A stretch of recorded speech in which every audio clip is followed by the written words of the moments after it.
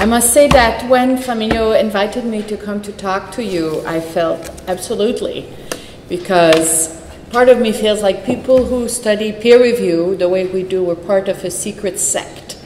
It's an acquired taste. Not everyone has such an interest in reflecting on the conditions of production of our work. It's kind of an acquired taste. You know, it's a small literature, and there's a growing number of people who are getting interested in it. And I find so interesting the diversity of backgrounds, the fact that your group includes computer scientists, physicists, people who are interested in network analysis, big data, in addition to the part of the literature on peer review that I have been most intensely involved in, which would be more at the social sciences and humanities end of things. Just a few weeks ago, I was at the Volkswagen Foundation in Hanover, where they had a big meeting on intellectual significance in the humanities. So for sure, the crisis in the humanities are now experiencing is bringing about a lot of soul searching about how to identify excellence in those fields.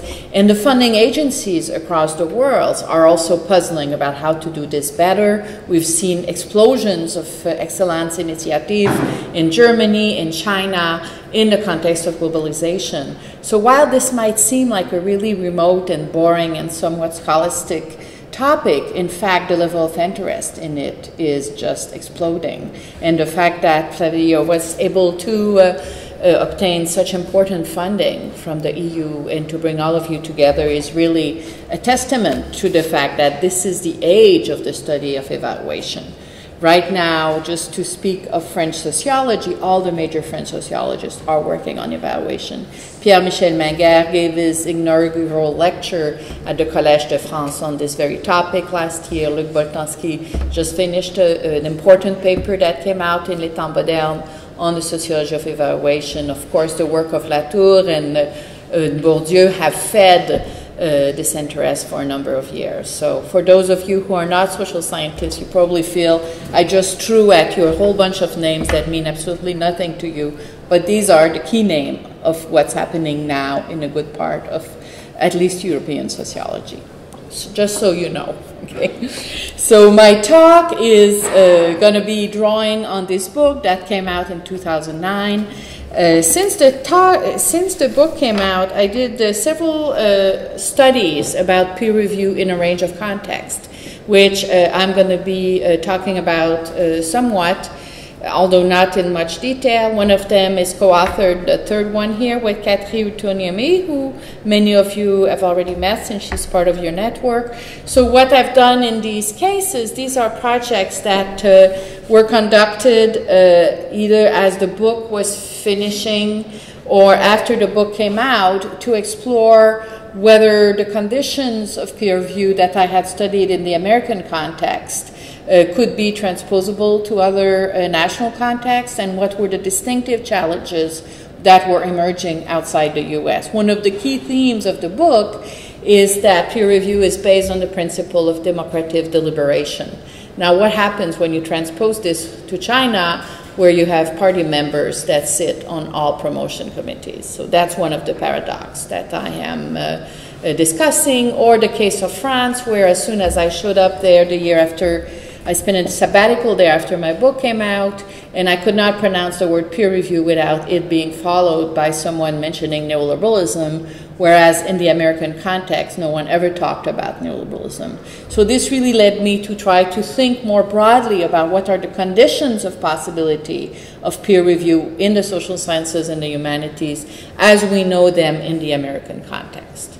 So my approach is very much that of a sociologist, in that I'm asking what are the conditions that make the world as we know it now possible, okay? And not only, I'm a cultural sociologist, which means that intellectually I'm attached to a kind of late Durkheimian perspective. I'm interested in intersubjective definition of reality. So what are the beliefs that peer reviewers have and share in common that makes this joint activity possible? So this is not to deny the importance of network, power, resources, but it's also to emphasize how this shared definition of a common activity happens as condition of what is of peer review as I studied it. So some of you are familiar or may be familiar with the book. Some of you have never heard about it. So I'm simply going to presume that you don't know about the book. And I'll tell you a little bit about some of the main arguments that were developed in it. And I'm very sorry for those of you who already know the book. Maybe you're going to have interesting observation at the end of the presentation. And in conclusion, I thought I would just say a few words about a broader agenda in the sociology of evaluation that I'm in the process of developing as it came out in this journal Annual Review of Sociology 2012, which is really a proposal to develop a comparative sociology of evaluation that is focused on the constraints under which evaluation are performed, constraints that have to do with how the self of evaluators are constructed, constraints that have to do with how the shared conventions evolve.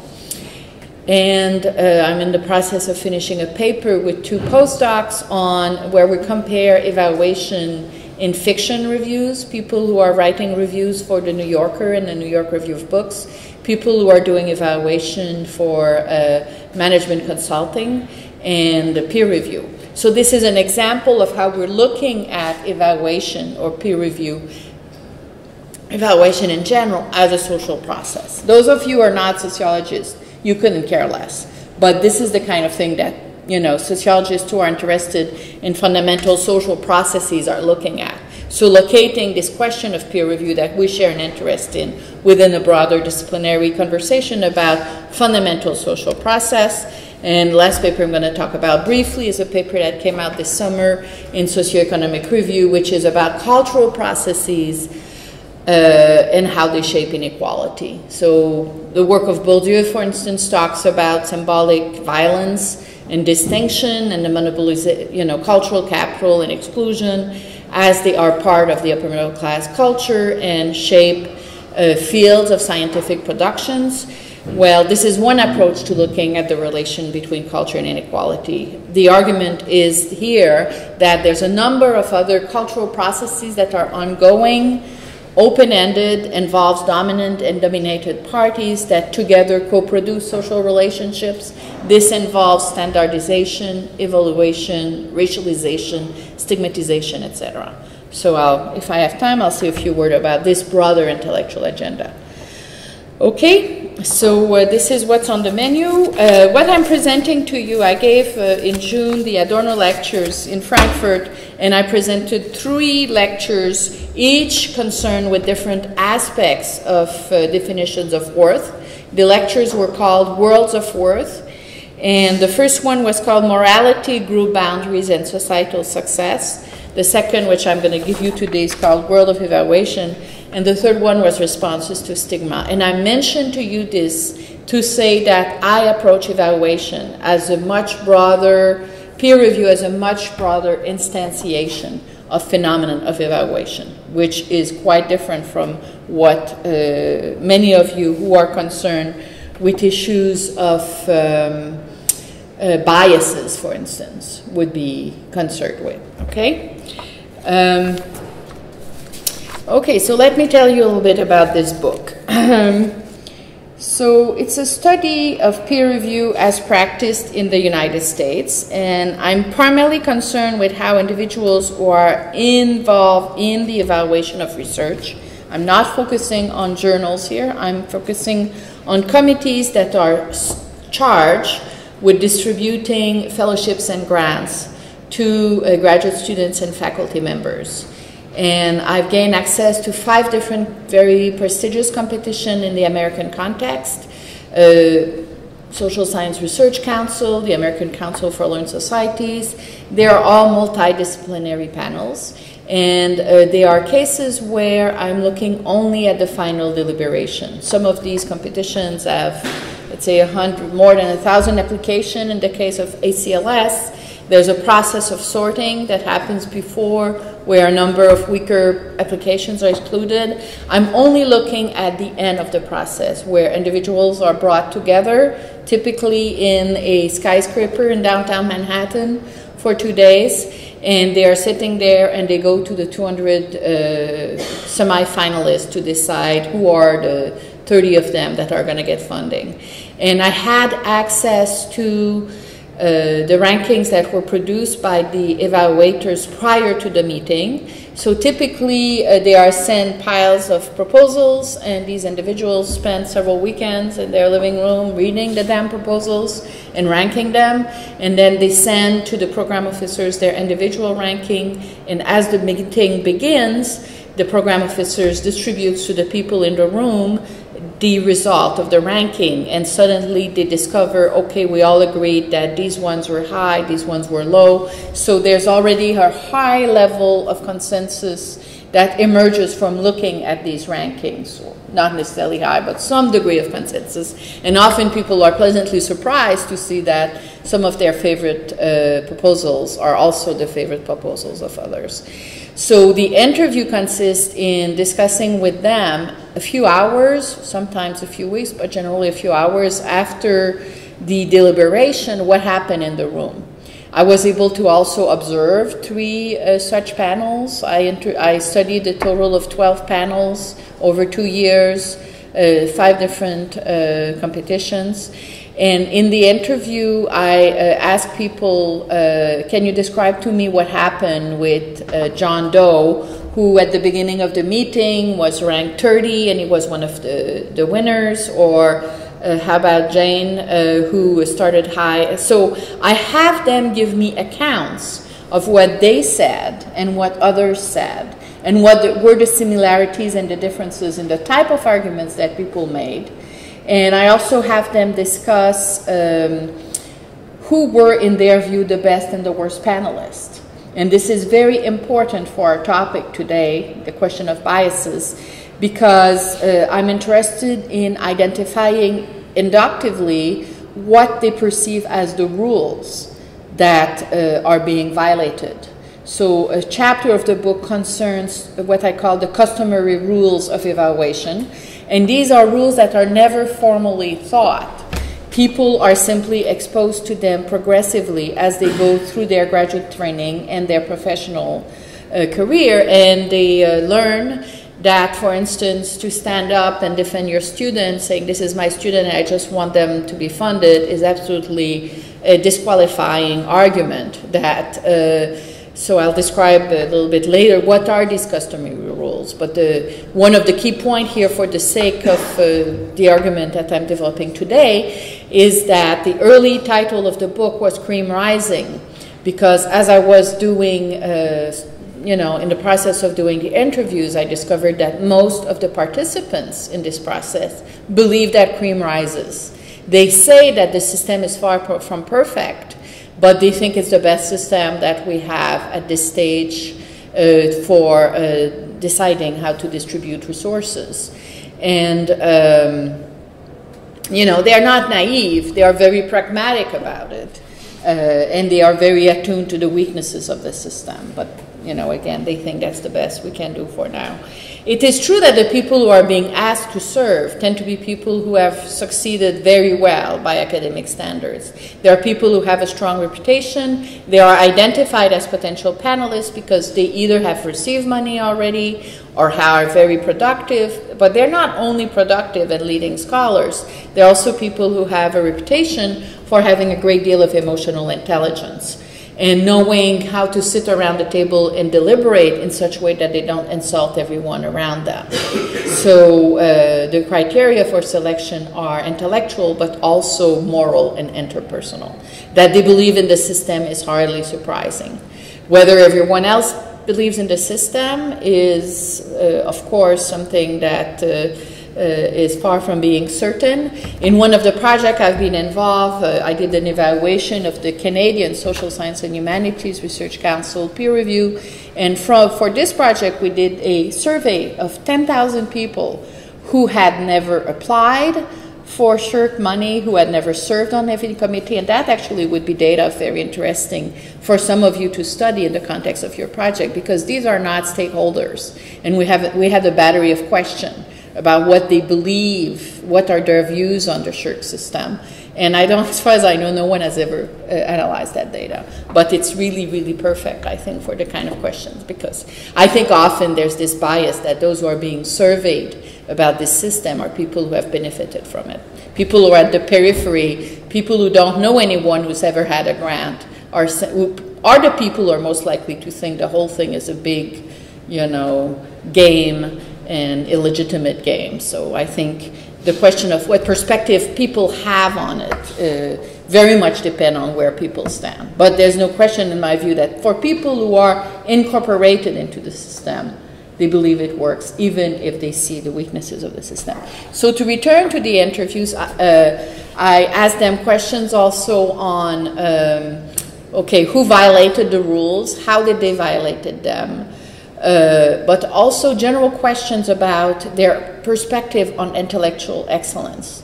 Do you believe in intellectual excellence? Increasingly, surprisingly, a number of them said no.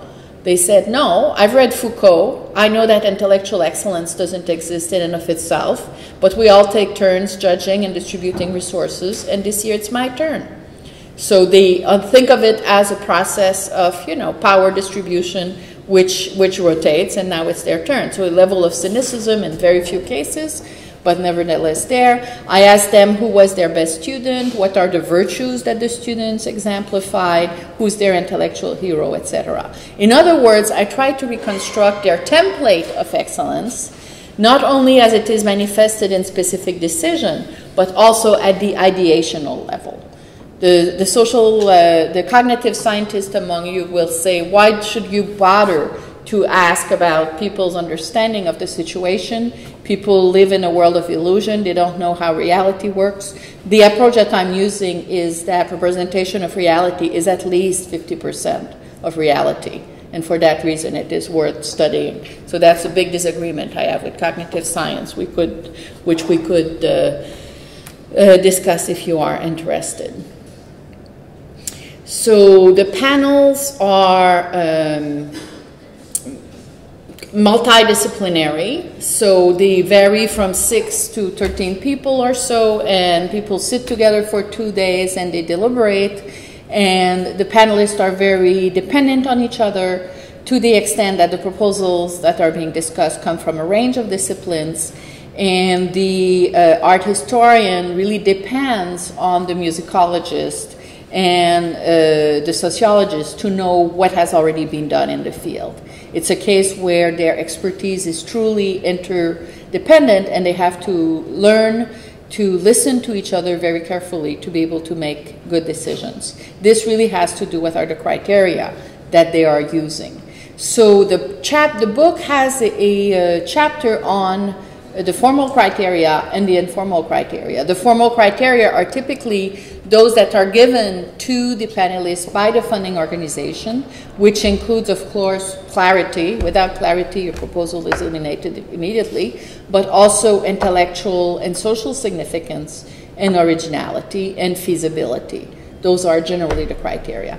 In the American case, you also have diversity, which when the project started, I thought would mostly mean gender and racial diversity, but it turns out that it was mostly about institutional and regional diversity. So that is very important in the American context, and it is very much connected to what peer review is supposed to stand for in relation to meritocracy, to democracy, to the American dream. A competition that would give all the funds to people who teach in Research One University or to Ivy League universities or to Northeast universities would be viewed as a huge farce, because people take for granted that talent is distributed throughout the territory, and that there's a lot of good people who teach in small liberal arts colleges, or who teach, they might make the choice to teach in small liberal arts colleges. So really, these themes are very much connected to another part of my intellectual agenda, which has to do with successful societies. You know, what are the virtues that higher education maintains that go with definition of the societal ideal? Of course, these virtues are not present in all academic systems, but in the American system, they are very important. The chapter on criteria also focuses on what I call informal criteria, which are, for instance, what counts as elegance, what's an elegant proposal, what is an excessive display of cultural capital, what is the relationship between theory and data. In general, the formal criteria of the organization do not say theory and data should be closely tied, but the relationship between theory and data is one of the topics that the panelists discuss most. So we have both formal and informal criteria, and criteria that I call extra intellectual criteria, these criteria of diversity, but also criteria of interdisciplinarity. And about interdisciplinarity, the argument is that interdisciplinary proposals suffer from double jeopardy because they have to meet the criteria from two fields. So they can be, you know, killed from two different perspectives. Here, instead of simply following the order of the lecture, I've decided to jump around a little bit. So let me step back. So the question, the project very much focuses on peer review as an emotional and an interactional process. And this is in relation with the work of Merton, Merton's preoccupation, I think, was very much to try to understand whether and how extra cognitive considerations would corrupt the focus on the intrinsic merit of the proposal. It's a little bit like, for him, the sacred was the proposal, and the context in which it was evaluated always ran the risk of corrupting the evaluation, okay? And the approach that I adopt is very, very different. The approach is to say, as knowledge producers, we're immersed in networks. We're constantly interacting with other knowledge producers. To try to bracket our existence as social beings from the evaluation process is simply impossible and is an illusion. Our criteria of evaluation are embedded in these networks. They influence these networks. All we can do is try to become more aware of them and to study how networks vary in the kind of criteria that they support. To illustrate how I go about considering the impact of emotion and self-concept on the evaluation process, I asked them what led them to want to agree to serve on the panel.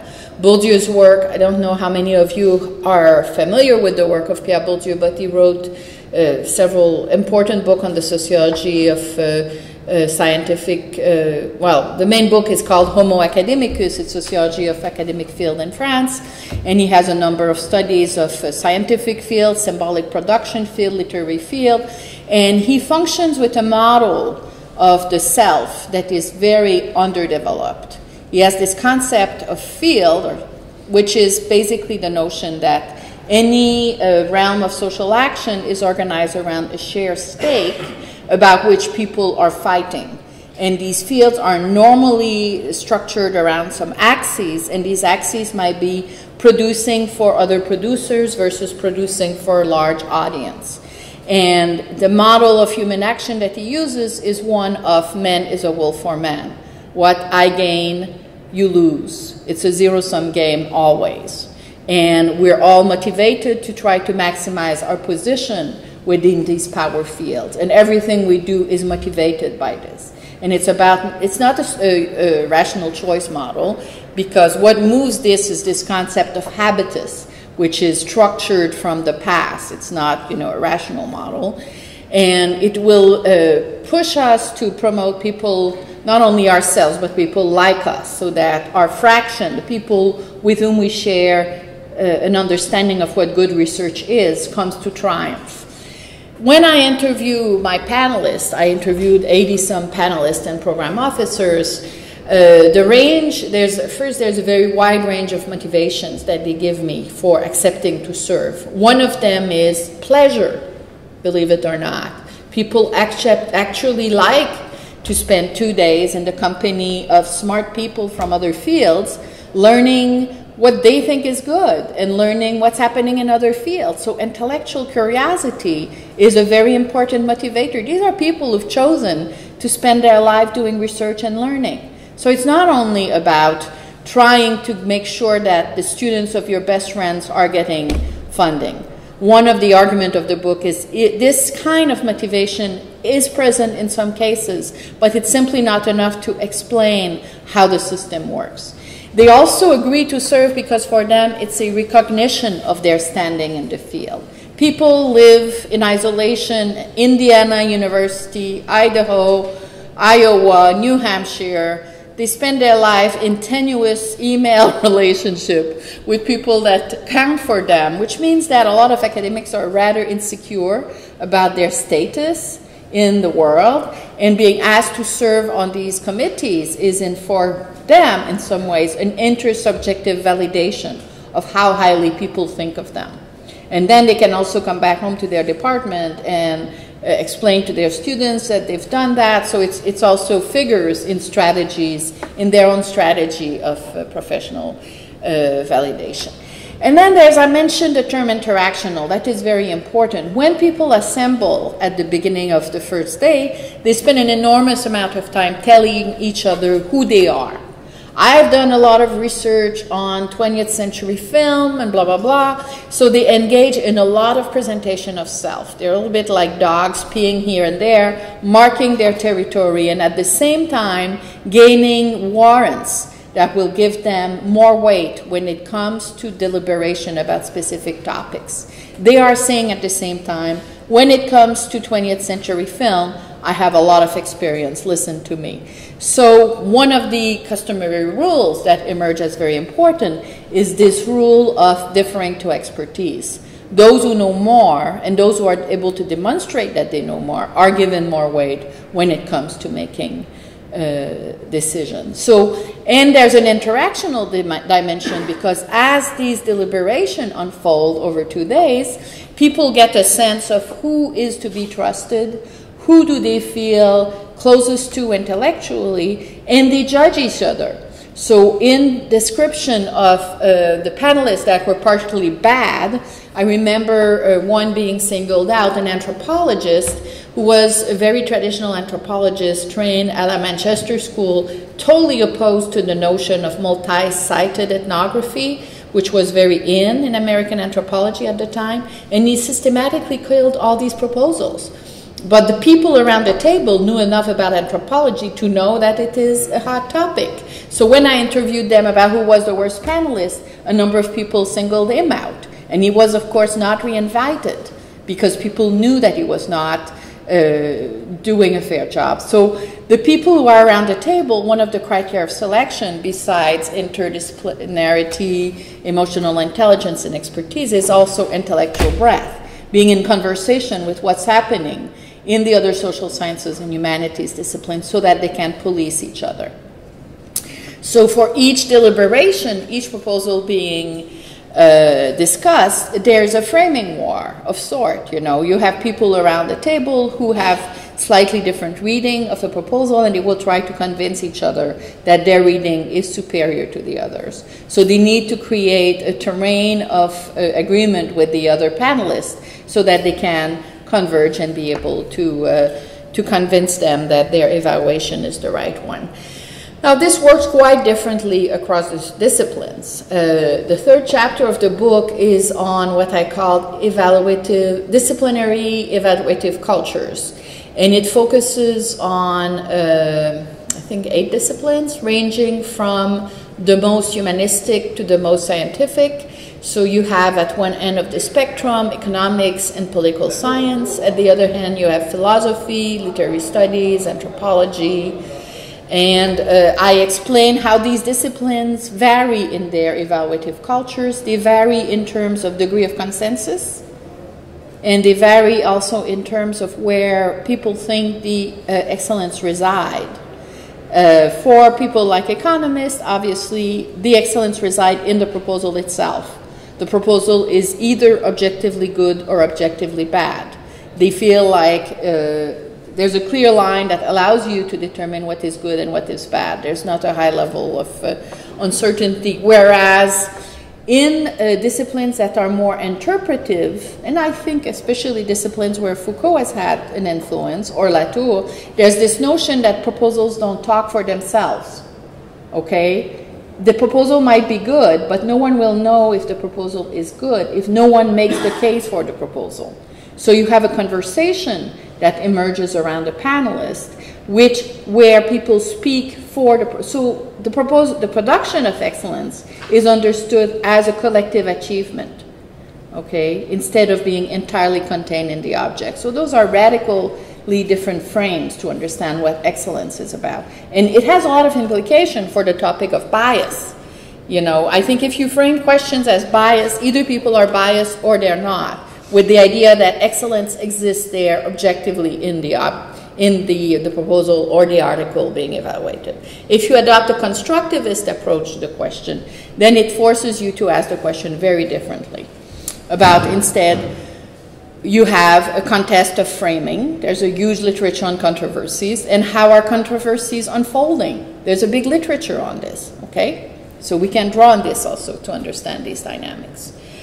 So these evaluative disciplinary cultures vary in terms of their degree of consensus as well, and how bad people feel or how good people feel about the presence or absence of consensus. A lot of the disciplines I study, the absence of consensus is not a problem.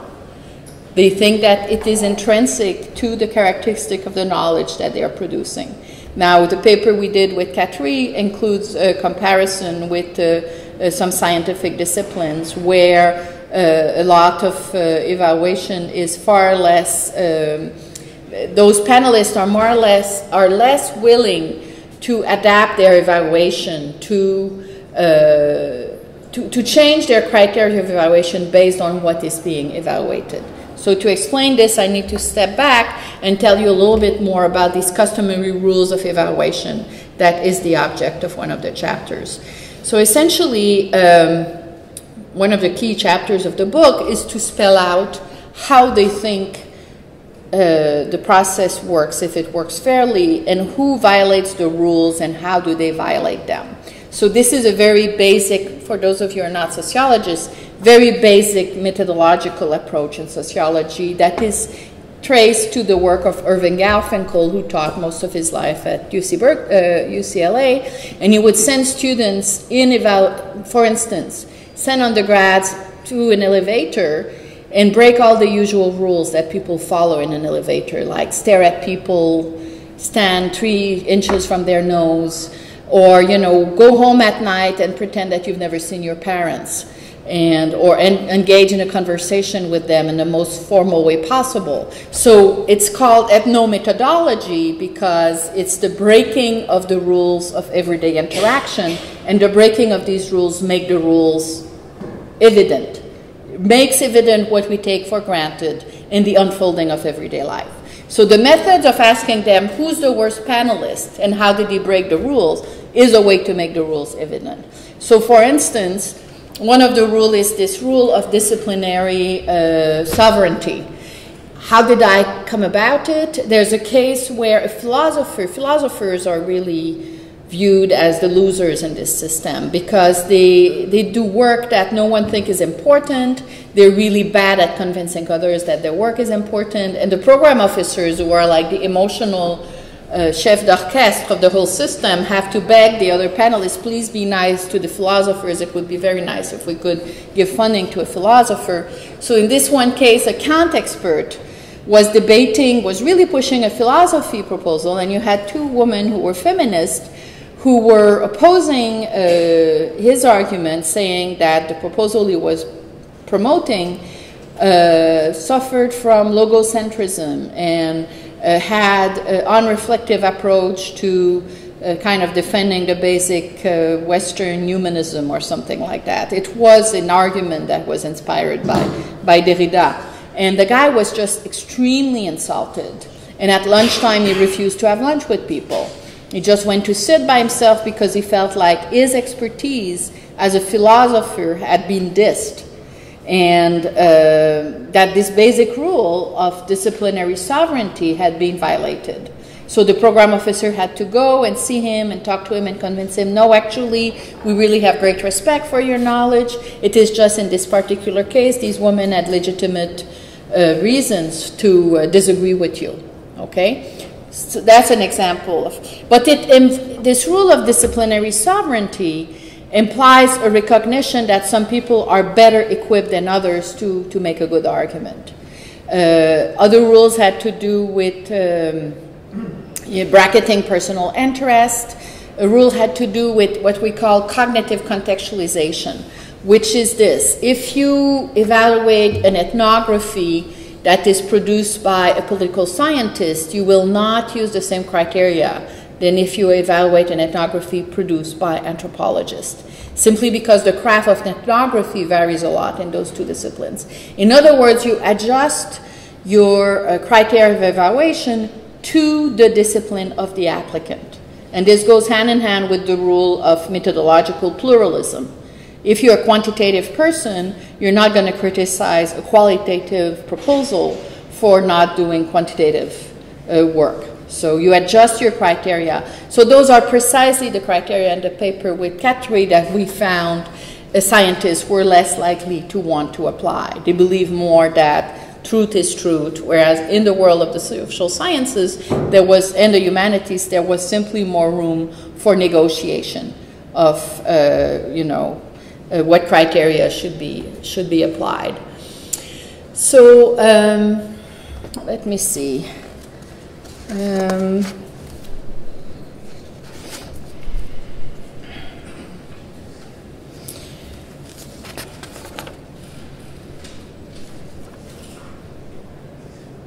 So one of the leitmotif of the book was also that different disciplines shine under different lights. In other words, in the world of the social sciences and the humanities, different disciplines are good at different things. And what we want to have is a world where hierarchies prevail, not a world where criteria that are tied to a specific discipline come to dominate the social sciences as a whole. So there's a kind of normative discourse that was part of the book, which has to do with the promotion of hierarchy. And I was finishing the book at the time when Larry Summers was still president of Harvard, and he had come out very publicly putting economics, his own discipline, at the top of the hierarchy of the social sciences, thus violating the very basic academic virtue of disciplinary pluralism. And he had also made some very backward comments on the math ability of women. So the book had a normative agenda about celebrating how disciplines shine under different lights and are best located on different matrices.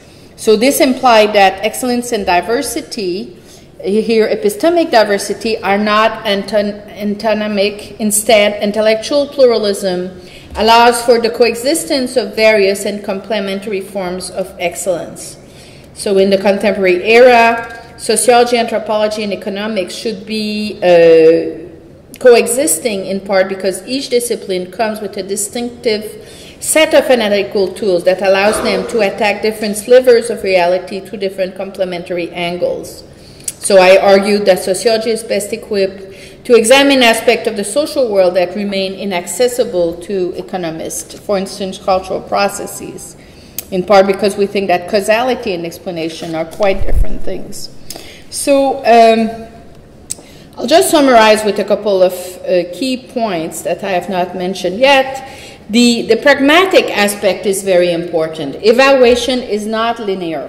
Evaluators will typically lump together sets of proposals that they think belongs together. Typically, there's a list starting with the most. They might start with the worst proposals and just try to evaluate many, eliminate many, or they might start at the top of the list and agree quickly that everyone that rates above a certain level gets funding, and then you have a number of proposals that are faulty, but faulty for different reasons. And how do you make commensurable proposals that are differently faulty? So that's where the use of different criteria comes in. These criteria of diversity, for instance. If you have two somewhat faulty proposals and one of the two applicants is in a small liberal arts college in New Mexico, this person will be favored over the Ivy League professor.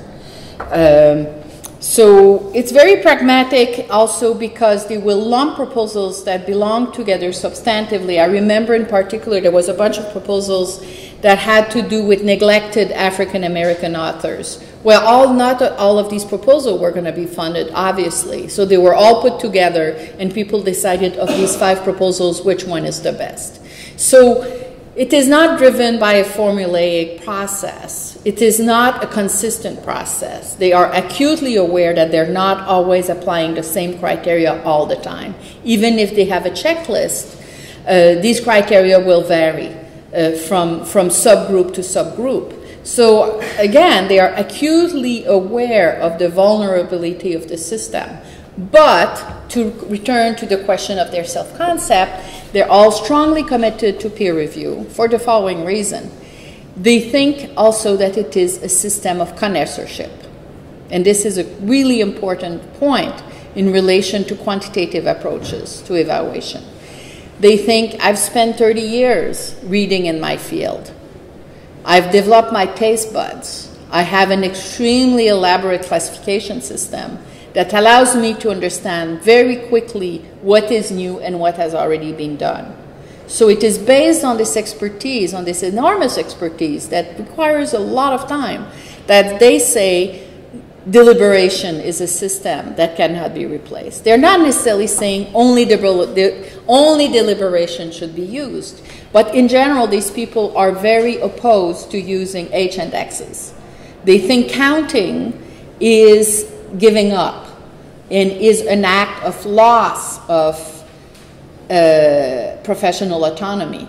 They defend peer review and they defend deliberation as the instantiation of their professional expertise. The fact that they have gained this expertise over 30 years, that they can spend 2 days around a table and deliberate. So the model is democratic deliberation, in part because in a kind of Habermasian ideal environment, people are assembled, and in this context, you're supposed to make abstraction of differences in age, in differences in the prestige of the university where you teach, or differences in how many books the arguments that are made for and against proposals are supposed to be substantive arguments that have to do with the proposals.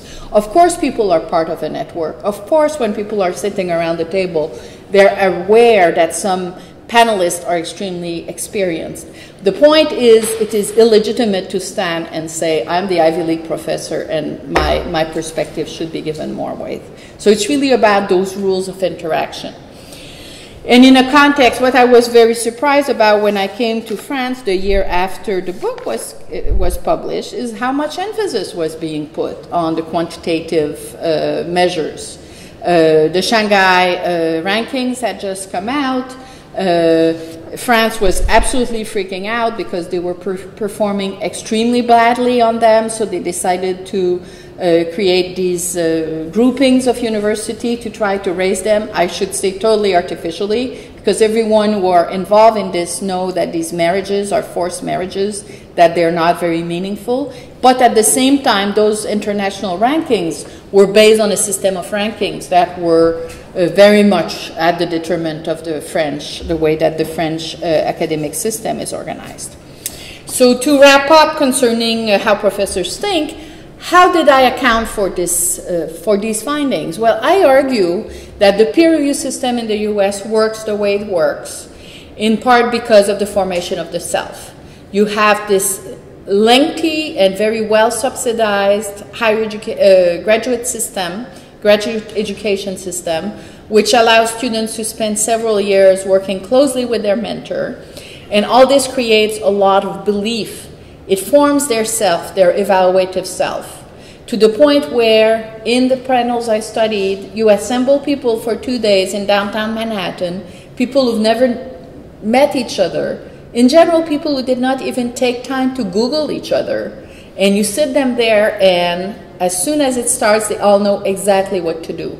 The scripts are extremely highly institutionalized across disciplines, okay? So this is a case where a system that has functioned so much that it is taken for granted that we know how it works across the disciplines. what allows the system to work is partly the fact, in this case, they are not benefiting personally from the resources that they are distributing, and their students are unlikely to benefit. They are assembled in a non-zero-sum system. They are drawn from a very large market of 3,000 universities. It is highly anonymous. There's geographic dispersion. All these facilitate, I argue, the belief in the system. Compare that to what I experienced when I came to France the year after my book was published. Totally different context. You have a very high geographic concentration of most of the potential reviewers in Paris. Even if they teach in Lyon and Bordeaux, they take the train every day. They all know each other. The system doesn't have a lot of resources. It is not very anonymous. The intellectual community is much smaller. All this means that the system is much less likely to have legitimacy. And add to that the fact that the system is in permanent crisis as the government is constantly interfering in the decisions that are taken at the Agence Nationale de Recherche. The year I was there were important fundings given to the laboratories, very important sums, and everyone knew in Paris that someone from the Ministère de la Recherche had taken the phone and called to change the rankings. So this is constantly undermining the faith that people have in the system. It is undermining it not only at the level of the evaluators. Why bother do a good job if the work that you're going to produce is going to be destroyed? And it also creates huge cynicism at all levels in the system among the young people in particular. Why bother become a scientist? Is that the kind of game that you have to play? Okay, so it weakens the institution of higher education as a whole. Now I'm mentioning the French case, simply because I've spent a lot of my life working in France, so it's a system that I know very well. But there's been exchange around my book published around Spain, and we were involved together with Flaminio in something published in Italy. There's a lot of perversity in the system all around.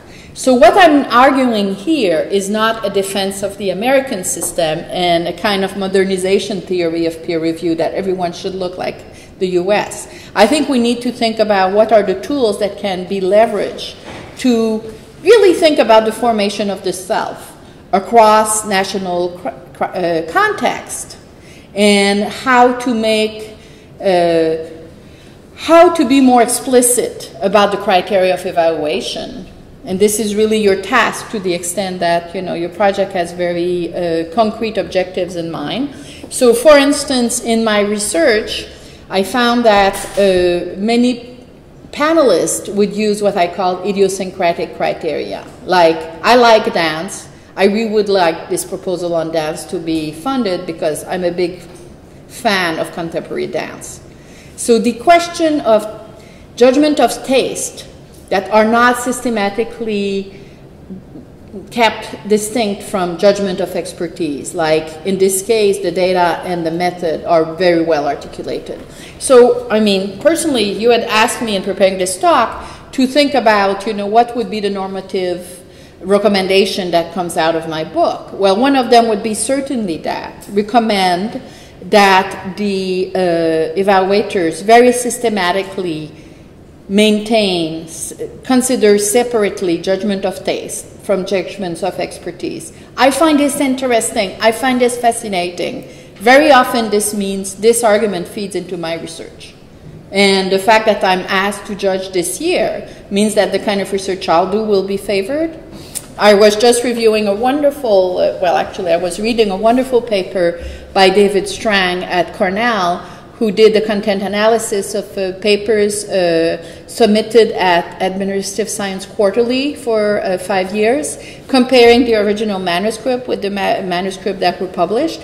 And he finds that the vast majority of the changes have to do not with the methods, not with the results. It all has to do with the framing and the theory, which means it confirms my suspicion that many people when people do peer review, it's in part because they have an opportunity to influence the literature and the authors that the paper uses to frame a question.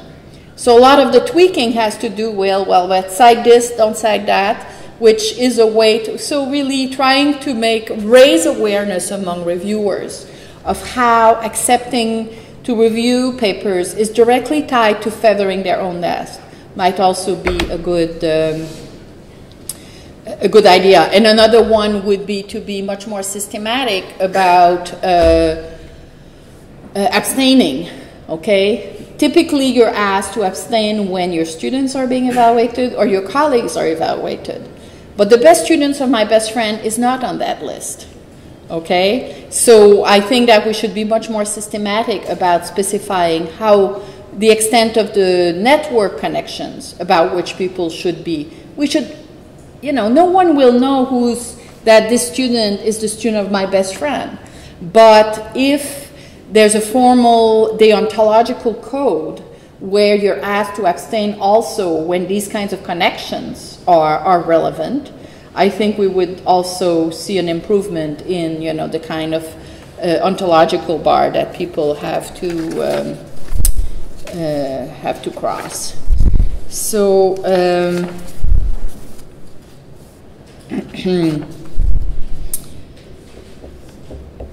so to conclude, I will say that, okay, just one more thing about the French case. In the case of France also, at the time when the book came out, there was this battle between the unions that had controlled many of the means that were made available to faculty or to researchers to do research. Those resources were within the laboratory and they were largely controlled by the unions. At the time, the state was kind of moving the resources away from these laboratories by creating the Agence Nationale de Recherche and creating systems of distributions that were meant to be much more universalist, which created a huge backlash because ANR, the Agence Nationale de Recherche, was of course associated with peer review. And many people came to see peer review as a counterpower to unions and a weakening of, so universalism was viewed as an agent of neoliberalism, basically, and a weakening of unionized researchers as workers.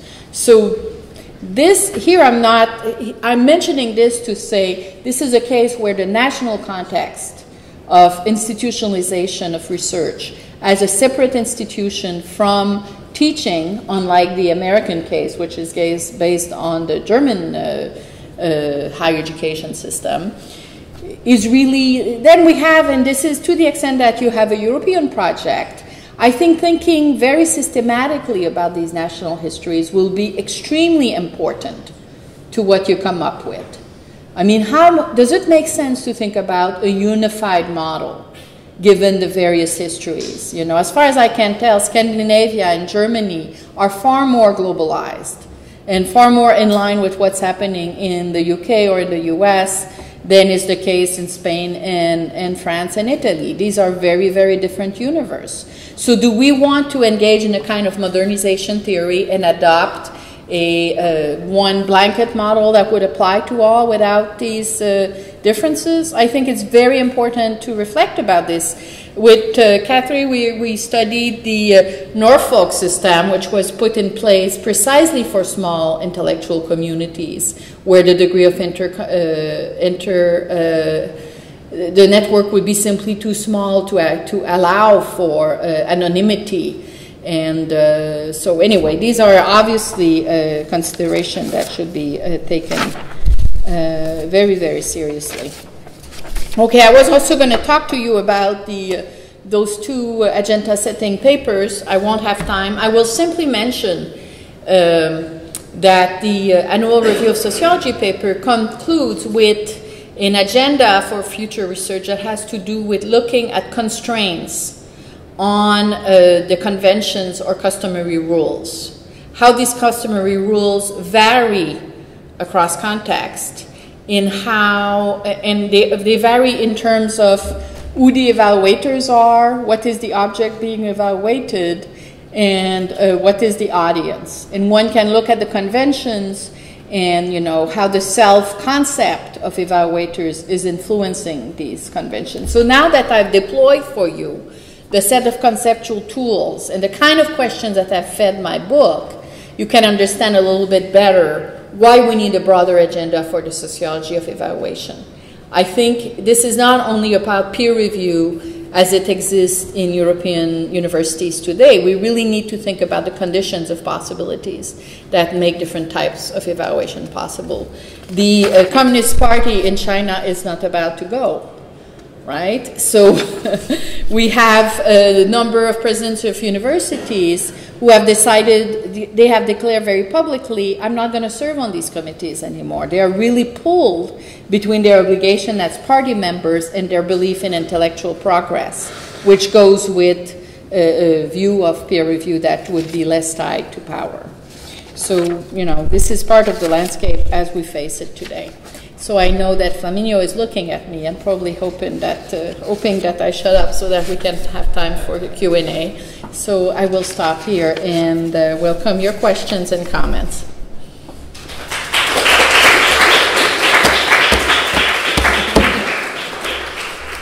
So we have 6 minutes. Oh, that's really bad. Thank you very much. I found that very interesting, although Thank you. I'm slightly tempted to speak up for the yin and the yang in the Chinese Communist Party, I think. What I think is central to this, and something I feel very strongly about in this context, is introducing the normative dimension to what we're doing, and acknowledging that what we're doing has a normative dimension, and that however one stands on this issue of the objective versus the constructivist, that the effects of what we do will have long-reaching effects in all aspects of the world. But what really concerned me about it, I think you were concerning yourself about it a little bit too, was it did sound you were standing up for an American model. It did sound that you were standing up for a model where there was a great deal of anonymity, and it did sound like we have to reach agreement rather than keep the conversation going. And at times it sounded as if we know what we disagree about, and the important thing is to go on disagreeing about the same thing. You know, and that's the old science wars debate. And so what I'm asking you really is simple. What do you mean by normative, and how do you see values coming into this peer review process? Do you want to connect a few questions? Or I'll answer quickly. So I think I concluded by saying I'm not doing a modernization theory number on you. I'm not saying the American model should unfold. I said we need to be very attuned to the context that allows for the formation of the self, that sustains the peer review system as we know it across each context. So that's what I understood myself as doing. Normatively, on the one hand, I reconstruct these customary rules. On the other hand, you heard me in my few recommendations that I gave, where I kind of embraced this motion of bracketing of self-interest. So you should be very clear about your judgment of taste versus judgments of expertise. You should be very clear about abstaining when you have any network connection to the eval. So I'm an immigrant, and I'm a woman who decided to stay in the US instead of staying in France, or in part because I believe in market. I think that people like me, and not only people like me, like we see it when I'm doing this project studying how African Americans and Black Brazilians and people in Israel respond to racism, they use the market because markets are opposite to caste. So for me, anything that allows merit to raise without the use of status boundaries is good. So that would be my normative statement. I'm just kind of following up on that, and particularly intrigued with the comparison with the UK about the description of the norm of diversity. Yeah, I know. I know. In the UK, the equivalent is the exact opposite, which is selectivity. I know. And that goes back to your remark about market as well. Yeah. In the UK, the idea is that one should be a selective, i.e., in fact, favour elites. Mm-hmm. And I wondered whether that kind of comparison of different norms would in fact be very Yeah, illuminating. absolutely. In a systematic And it- cross-cultural way. And it is occurring at Harvard. There's Natasha Warwick, who teaches in the Graduate School of Education, who's doing comparison of Brown, Harvard, and Oxford in admission to look at the weight that is put on diversity versus meritocracy or selectivity. And as we know, the Oxbridge system does not recognize any criteria except purely intellectual criteria, but at the same time, their classes are enormously monochromatic. So the alternative in the American context would be what Stanford has promoted, which is the argument that if you do not use diversity as a criteria for excellence, you miss a lot of excellence. In the in the Harvard context, there's still a lot of debates. If you bring in diversity, do you lower standards? Many people think it's really a political issue at the end of the day. Many people, old guys, say if we start doing this, Harvard won't be Harvard again. And then many people say no, adopting diversity criteria allows you to identify many kinds of excellence that would go unrecognized otherwise. And if you think of what's happening in the fields like literary studies, the creation, Henry Louis Gates in history, Natalie Zeman Davis, these are all people who have redefined the canon within their disciplines by bringing in groups that had been understudied previously. So personally, that's where I stand. So the last question, Barry. You are making a kind of difference between the US and especially France, the institutions, the meritocracy. I think that this is very interesting because as economists, we thought exactly the same about elite recruitment and social mobility. And when we looked at the data, it appeared that it is, in fact, the US is not better. When you look at Harvard, 70% of the students are coming from family of elite. And this is exactly maybe happening the same in the peer review, meaning that you see that there is some cynicism with Bourdieu in France and some naivety on the way it was in the US, but finally they make exactly the same type of mistake. You mean that both system results in reproduction of elite? There is bias, and yeah. I will show you. There is only one way to go against this type of bias, is to explain, in fact, to people doing peer review, you have to enter some kind of randomness because you will always at the end, even if you come because you say pleasure, intellectual, etc. Finally, power is inside us. Mm-hmm. And finally, even if we come with good reasons, the power in us will come at the end when we will make the decision. Mm-hmm. I don't know. And we are both French. I'm not French, I'm Canadian. No, I think it's more complicated than that. I think the ontology of individuals is varied. I really believe that. What motivates us is varied, but those are disciplinary differences, maybe. So to follow Elise, I have power with you. Thank you very much for your presentation. Michèle. Thank you.